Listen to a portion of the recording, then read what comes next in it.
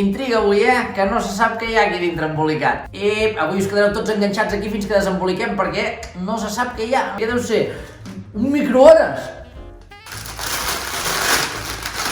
¡Hombre! Una pala de pàdel, I sóc aquí darrere. Oita! I patapam. Molt bon regalo. Per què? Perquè a tothom li agrada jugar a pàdel. Dels més petits als més grans. Senyores, senyors, avis, iaies... De les bones, Artengo. És igual, al final, per jugar a pàdel... Ai, és que aquesta pala... Les pales de pàdel tant és una de 5 euros com una de 300. Què passa? Que al Leo Messi li dones una micassa d'aquelles dures com una pedra de futbol sala i no et sabrà jugar a futbol? Doncs clar que sí, l'important és el jugador.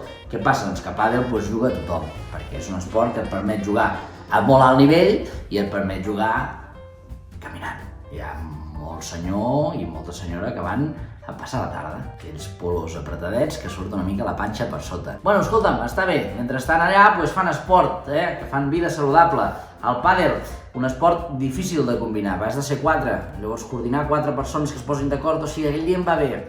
No és fàcil, Ojo al vidre, que és una mica embalat i fots hòstia al vidre i ho pots rebentar tot. Aquella sorreta també, una mica com aquesta boleta de coixí que es fica per tot arreu.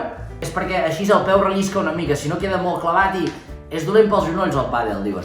I per la butxaca, que una hora de pàdel és més car que una hora de segons què. Fins aquí.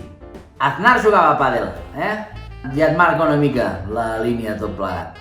Que tens el tiquet d'això?